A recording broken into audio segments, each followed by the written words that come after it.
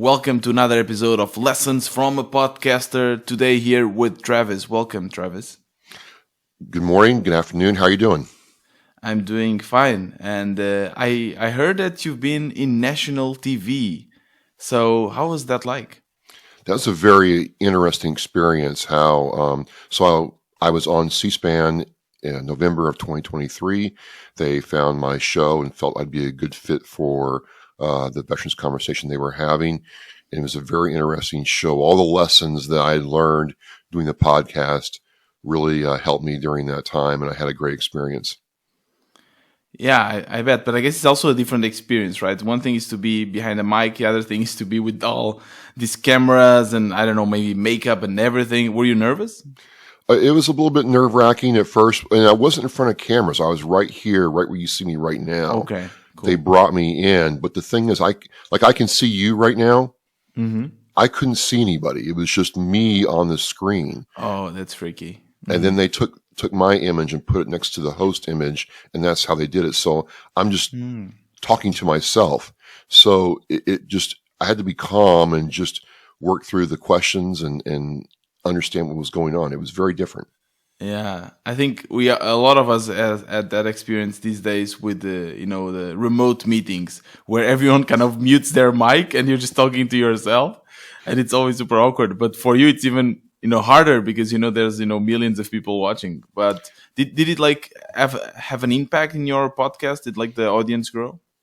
The audience grew, and then people. It was really funny. A lot of my coworkers watched the show, and then other people who were interested in the podcast. I don't know about you, but it's like, hey, wait a minute, this guy's really like legit. He's not just some guy talking on a mic. He's like really like good at this. Okay, I'll check out his show. So it was very interesting how the dynamic of being on a TV program like C-SPAN and having that reach has paid dividends now. Yeah, totally. I think there's an element of trust that is associated with C-SPAN. So people watch that and be like, okay, Travis is legit. So let's listen to his podcast. And yeah, let's jump into the pitch challenge. So if you meet someone in a party or elevator, you have 30 seconds to introduce your podcast to the world. How would you do it? Sure. My podcast is called Oscar Mike Radio. Oscar Mike is military speak for On the Mission or On Moved. I served in the U.S. military, and so this podcast is about connecting veterans and their amazing stories to people who, want to learn more, are interested in, and want to advocate for those who've served our country. That's really nice. That's a really, impactful, mission and podcast. So congrats on that. What's the size of the podcast at the moment? I get anywhere from 10 to 15,000 views, listens, downloads, interactions per week. I'm small, but I rate really highly on listen notes and FeedSpot and other things. I've been profiled by the Veterans Administration, so I'm not huge, but I'm not small either. I'm in a really good spot. I think you are definitely not small. That's a really good spot. Like 10,000. That's amazing. Congrats on that. When did you start this project? Oscar Mike Radio got started July 22nd, 2016. Okay, cool. Do you still remember your first episode? Were you nervous? I was nervous. I listen to it every now and then, and I'm like, man, that was bad. That was bad. But it's good because you go back and you listen, you realize how far you've come, and I encourage people to do that. Do you think? Do you still have it up? Is the episode it's still up? You can go to Spotify or YouTube and find it, and it's still there. Yeah. And tell me about the reaction of your peers, like people around you when they started listening, and they're like, "Yeah, Travis is starting a podcast to help veterans." Was the reactions all positive, or do you have also some kind of negative, or people that were not sure and they were like, "Are you sure you want to do this?" You get you're doing a podcast. You doing a podcast, really? Okay, you get that end of the spectrum, and then you get, wow, I listened to your podcast and I really enjoyed it. It was really good, and I want to learn more. And the best part is when I profile a veteran-owned business, and the person goes and buys a product from a veteran-owned business, and they tell that guest that I had on that, hey, I found out about your product because I listened to Oscar Mike Radio. Oh, cool. That person's like, wow, this is really cool. So it runs the gamut, and you just get used to it all. Yeah. How does it feel to help fellow veterans? It gives me a real sense of purpose and satisfaction. Understanding that someone is trying to rebuild their life or do something different in their life, and life is hard, as you know, with what you're trying to do with Podsqueeze, right? To see somebody get that help and get that validation is really amazing. Yeah, it must feel great, and that's the beauty of podcasting, right? We get to impact a lot of people, a lot of listeners, and we don't know who is listening, right? So there's always, you can be changing a life as you're just speaking to your mic. And speaking of which, I can see that you have a great setup. We have an amazing interface, a Shure mic. Tell us more about that stack. How do you go from idea to publishing an episode? Sure, absolutely. So I have my Shure SM7 mic. I have a Mevo camera I'm using for video right now. I use a Zoom L8 for my in-studio work. I have a Zoom H6 for when I go remote, like when I've done podcasts in parks, on tailgates of trucks, in cars, so I can be mobile. And then I use a combination of DaVinci Resolve and Audacity, good old Audacity, to do post-production work, and that's what works for me.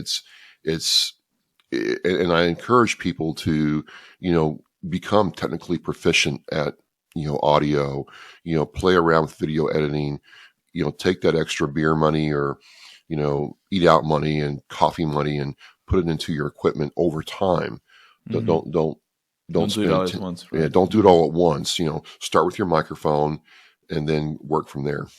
If people have to invest in one thing, you think it's the mic, the most important thing?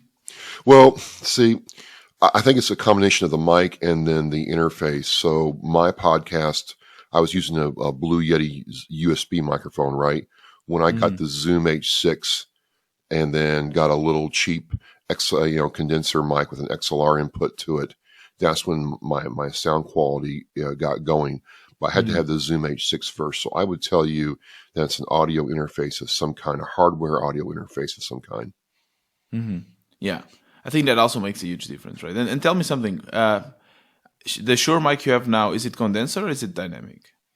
It's dynamic. Which one do you prefer and why? Like condenser versus dynamic? I like the dynamic because this is great condensers are great for, studio work, but every now and then I need to take it to a hall or whatever. Right. And sometimes the condenser mics are almost too quiet. Mm-hmm. Like if I'm not careful, I have to turn up everything because my voice is low. So I like the dynamic because it allows me to make my voice sound more alive. And also I don't have to get real close to the mic. I can be back here.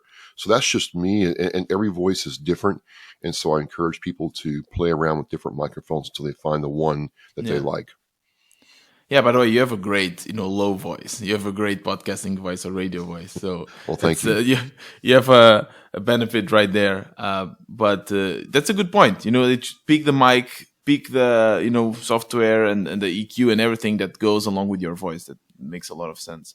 And then you, after getting your episode done, how do you publish it? How to, repurpose it? And also like how to use Podsqueeze in the mix? Sure. So I we do the interview and I take it into Audacity and we'll clean up the audio the way I like it and then take that audio track, and put it into DaVinci Resolve with the video and make my podcast. And then, I have the audio track for strictly sound work. I have the video track for other things. And then I use a software tool, kind of like Podsqueeze called Restream. And I will host the episode there on Restream, and Restream will push it out to multiple destinations at the same time. Mm-hmm. And that just saves time. I can automate that redundant process of uploading, putting the title, all that stuff by using Restream. and then the show Okay. goes out, and I have the show and I have it done. Spotify's a manual process, but it works. Where Podsqueeze has really started helping me out is it's not that I can't write blog posts and go through my clips and find out which ones work or not. It's that, Podsqueeze is allowing me to create a lot of content up front. Right. So what would take me 3 or 4 hours a week to go through and, look at different clips and, extract a blog post and what did that person say at what time, Podsqueeze is doing for me.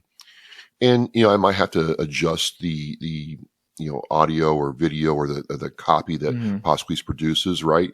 But at least I have it there. I have a foundation that I can work from. And it's dropped my production time from about 3.5 to 4 hours down to, an hour. And I'm going to probably get it down to like 45 minutes once I really figure out my process flow. And so what that does is I get a consistent workflow. I automate redundant processes, and then I'm putting more time into creating a great experience for my guest. Yeah. And then, I mean, you've reached something that, a lot of people would love to reach, 10,000, interactions, downloads per week. And so what's the best way to grow a podcast? Is that like social media? Is it blog posts? Is it like interviewing the right guests? What would you say is the best way to grow? It's a combination of all of that. But the main thing I tell people is it's consistency.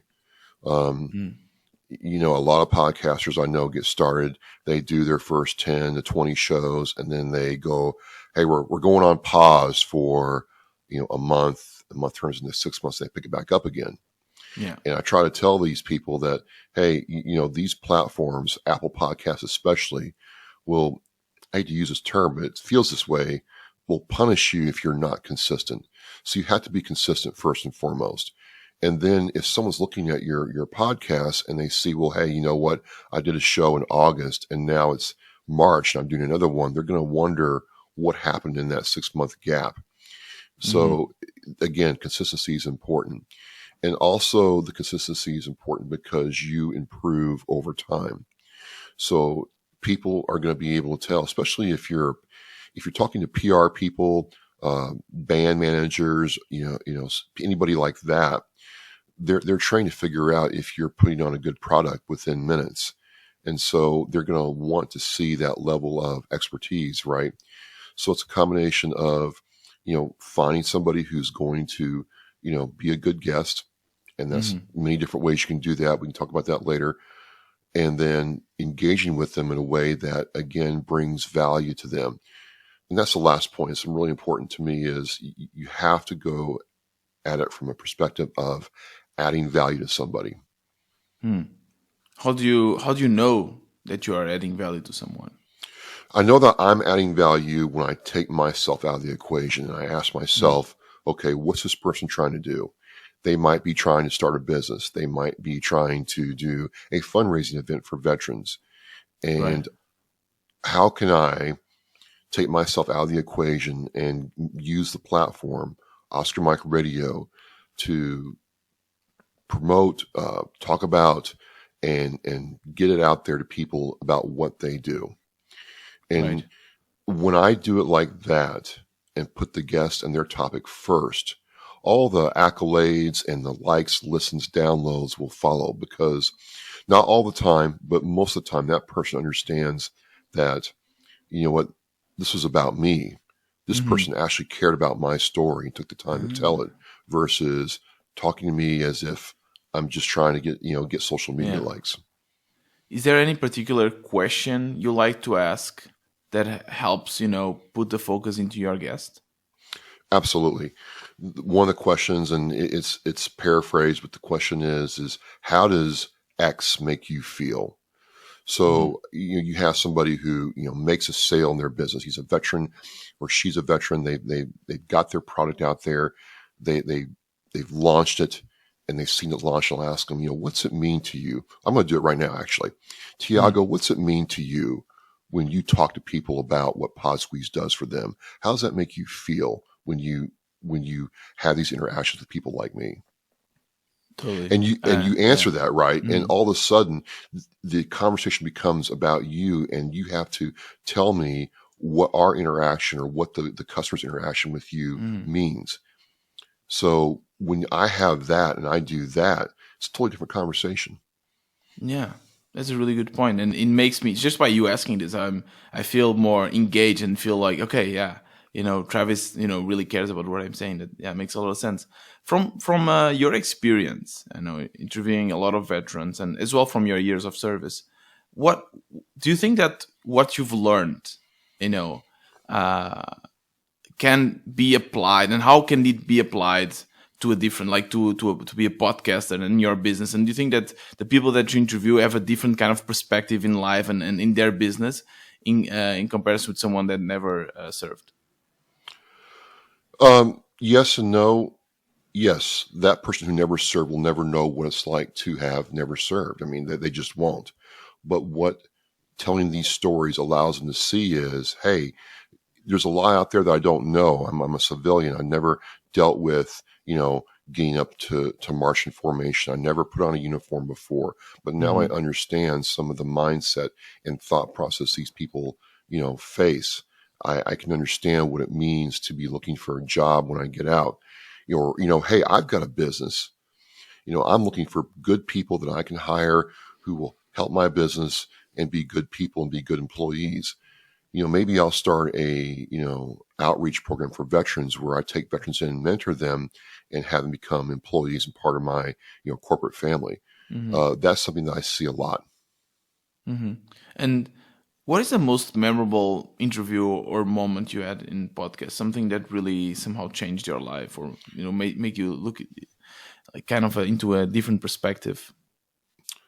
I would say there's a lot of them. I mean, I could spend an hour, but if I had to distill it in One or two. one or two, it is absolutely Tiago getting to talk to World War II veterans. Mm-hmm. I've had the pleasure and honor of talking with like 22 of them now. Wow. And when you sit down there and you get a 102-year-old Marine talking about what it was like to serve back then, or talking to somebody who served in the Philippines. I talked to a gentleman from Fall River, Massachusetts, who served under General Patton, drove a tank in Patton squadrons, excuse me. And he talks about what it was like crossing the Rhine River. He talks about what it was like serving in Africa. It makes that part of our history alive in a way that, no movie ever will. Yeah. Yeah, it's a great point. Again, as podcasters, we are bringing these, we are telling these stories and immortalizing these stories, and we are doing our part so that people don't forget. Because time is unforgivable, and you tend to forget about terrible things that happened in the past. So it's great, right, to bring that back to life and somehow immortalize it, right? What would happen if those guys didn't, or women, whoever, didn't do those Yeah, cave paintings all those years ago? We'd yeah, never have that. true. Yeah, that's totally true. Um, yeah, Travis, thank you so much for sharing your time and your knowledge here with us. As a last question, and we kind of already spoke a little bit about the advice and tips you would give, but if someone would be starting their podcast right now, right? Someone that is maybe serves, and he or she is thinking, "Hey, I want to start something. I want to be like Travis and start something cool." What would be your advice for them to get started? Great question. I love this. It's, first of all, understand what you want to say. It might sound simple, but it's if you just want to talk Mm-hmm. about, your time serving, start with that. Start with something that you know and that you care about, right? Don't talk about something that you don't really know or don't really care about when you're first starting out. Understand that you can develop that aspect of your show over time. So start with what you know. Good point. And then Mm-hmm. understand that you don't know what you don't know. There's a lot you don't know, and that's okay. But start with what you know and just start simply yourself, a microphone, some notes, and then, talk for 15 or 20 minutes like we're doing, and then do that next week. And before you know it, you'll be doing it for 5, 6, 7 months, and then you'll start being able to branch out into different aspects of podcasting. What's your learning process? Like, how do you get better? Trial and error, a lot of frustration, and a lot of humility. There is nothing like, and I've done this. I'm talking to a guest in person. I got a good vibe going, and I didn't hit the record button on my Zoom H6, and I got to start all over again. I mean, that's just a big piece of humble pie I had to endure. So, hey, we have these things called checklists now, and the checklist says, hey, did you hit record on the Zoom? And you learn that way. And but in a way, that's one of the best parts about doing podcasting is this willingness to learn. And you learn, you grow, and you get better, and you repeat the process all over again. Yeah, I love that. Yeah, trial and error, and figuring things out. Right? It didn't work. Okay, how can we improve it? Checklist. That's makes a lot of sense. Travis, where can we find you? Can you please say again the name of your podcast, your social media, and where can people find you? Sure. My podcast is Oscar Mike Radio. You can go to oscarmikeradio.com, and that'll take you to everything. You can find me on Spotify, Apple Podcast, YouTube, Facebook, Threads, Twitter, or X. All the big social media channels. I'm on all the iHeartRadio and everywhere else. Perfect. Thank you so much, Travis. Everything will be in the show notes of this episode so people can go and check it out. I appreciate your time, and keep rocking with your podcast. Tiago, thank you so much, and I love using Podsqueeze. This podcast is brought to you by Podsqueeze, an essential tool for podcasters that creates show notes, timestamps, clips, and more. Visit podsqueeze.com and use the code PODCASTER for 20% discount in the first 3 months. We release a new episode every Tuesday and Thursday. See you in the next episode of Lessons from a Podcaster.